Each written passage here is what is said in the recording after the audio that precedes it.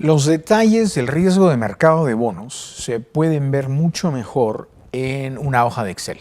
Por lo tanto, vamos a pasar a una hojita de Excel que hemos preparado donde podemos calcular precisamente lo que llamábamos la duración de un bono. La duración mide la sensitividad del precio de un bono a cambios de tasa de interés. Lo que nos interesa saber es el cambio del precio de un bono cuando cambian las tasas, y habíamos visto que la duración, una medida de tiempo, medía precisamente esta sensitividad. Entonces, esta es, en nuestra hojita de Excel, la ecuación que mide la sensitividad del precio de un bono a cambios de tasa. Esa variable se llama la duración y es simplemente el promedio ponderado de las fechas 1, 2, 3 y 4 cuando el bono paga. Hemos decidido utilizar un bono de 4 años con pagos anuales para simplificarnos un poco la vida, y los factores de ponderación W1, W2, W3 y W4 representan el valor presente de los flujos de caja recibidos respectivamente en la fecha 1, la fecha 2, la fecha 3 y la fecha 4. Lo que estamos buscando es estimar aproximadamente el cambio del precio del bono, DB, cambio del precio del bono, cuando cambian la tasa. Si se dan cuenta, hay un signo negativo. El signo negativo representa esta relación inversa que habíamos visto entre el precio del bono y la tasa. Cuando aumentaba la tasa de mercado, el precio del bono caía y por lo tanto existe una relación inversa. Para aclarar los detalles, hemos decidido trabajar, hemos quedado con un bono de 4 años que paga, que tiene una tasa cupón de 6%, mientras que la tasa de mercado es ahora 6%. Luego vamos a ver el efecto de cambiar la tasa de mercado, ¿sí? Entonces, ¿qué tenemos? Fechas. ¿Qué fechas tenemos? La fecha 0, estamos viendo cuánto vamos a pagar por un bono, vamos a pagar, por lo tanto debe ser negativo. Tenemos 4 fechas, 1, 2, 3 y 4 en el futuro. Un bono cupón con una tasa cupón hemos quedado de 6 y por lo tanto los cupones van a ser 6 el primer año, 6 el segundo año, 6 el tercero, y el cuarto año tenemos el último cupón 6 más la devolución del principal por un total de 106. Y vamos a hacer el cálculo del precio del bono de dos maneras. Uno a través de la suma de los valores presentes y el otro con la fórmula. La suma de los valores presentes la necesitamos solamente para aclarar de dónde vienen los pesos, qué representan los pesos que usamos en la ponderación. Entonces, ¿cuál es el precio del bono calculando los valores presentes de los flujos de caja? El primer cupón es de 6, el primer flujo de caja es de 6, su valor presente es simplemente el cupón descontado a la tasa de mercado por un año. El segundo cupón es igual, es el valor presente del segundo pago, 6, descontado a 6% por 2 años. 6 descontado por 2 años. El tercero es lo mismo y el último representa el último flujo de caja. El principal más el último cupón descontado a la misma tasa, 6% por 4 periodos. Y eso nos da 5.66 el valor presente del primer cupón, 5.04 el valor presente del segundo cupón y 83.96 el valor presente del último flujo de caja, que es un cupón y el valor facial. Sumados, ¿sí? Si sumamos estos valores, nos da exactamente 100, que es precisamente el valor que obtenemos usando la fórmula. Y la fórmula era la tasa de descuento de 6%, la fecha, el número de periodos, perdón, el pago, que es 100 por 6, y el valor facial del bono, ¿sí? Entonces, confirmamos que la suma de estos valores presentes es lo mismo que la fórmula.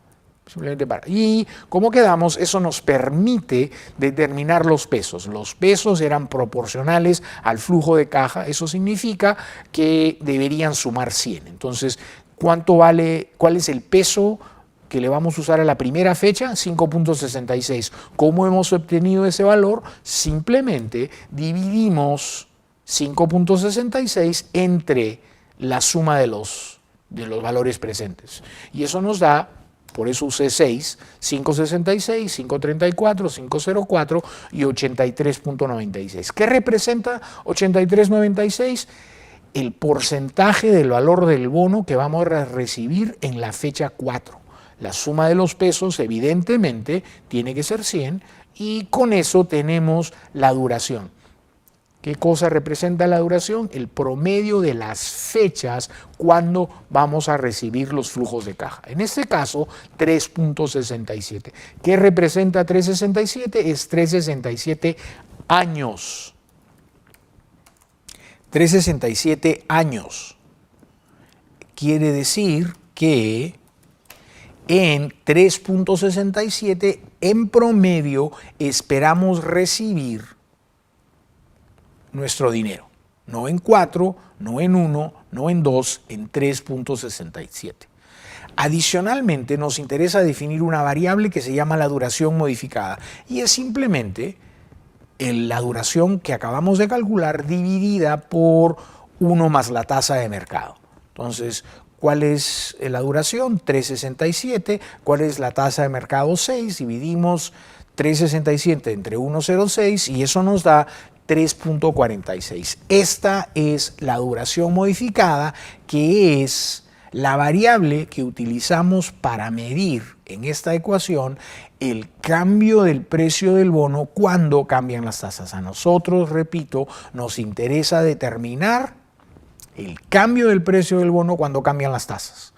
Y esta variable, la duración modificada, es la que nos permite hacer ese cálculo.